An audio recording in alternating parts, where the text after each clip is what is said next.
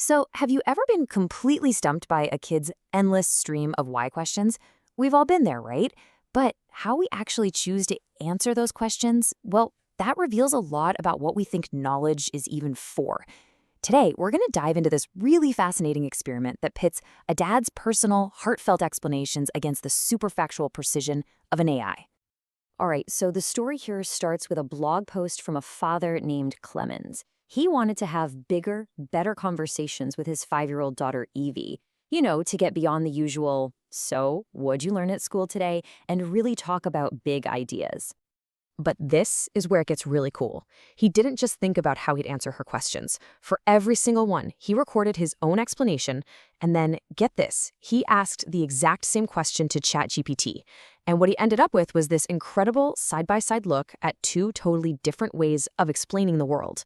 So let's meet our two contenders, because their styles could not be more different.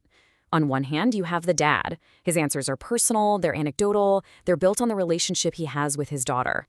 His goal? It's all about connection.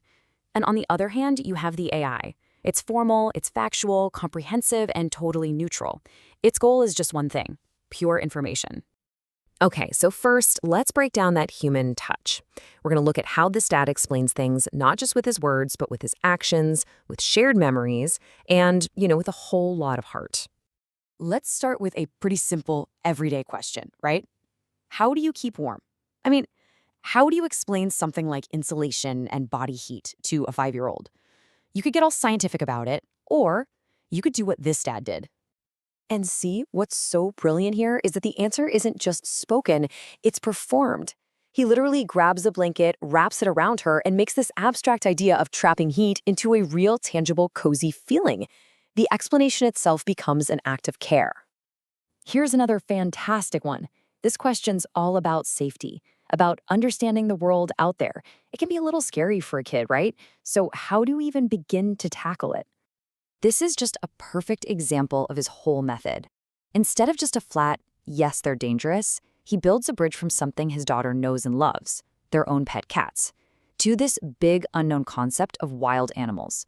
He uses a shared everyday experience to teach caution and empathy at the exact same time. It's not a rule, it's a story they both understand. Okay, time to shift gears. Let's look at the AI. Its style is a whole different ballgame. It's all about precise definitions, clear processes, and just the established hard facts of how things work. Photosynthesis, a classic from science class. And this question right here gives us one of the clearest contrasts between these two styles of explaining things. Just look at the two side by side. The father, he immediately connects this big scientific word to something they do together. Do you know when we water the plants? He's putting the science right into the context of their lives. Now the AI, it gives a perfect, scientifically flawless textbook definition. It is 100% correct, but it's totally impersonal. All right, how about a grammar question? What's the difference between much and many? As you'd expect, the AI gives a very formal, rule-based answer. It defines what an uncountable noun is, gives some examples. It's the kind of clean, clear rule you'd find in a grammar book. But then, look at what the father does. He takes that exact same grammatical rule and turns it into this beautiful expression of love.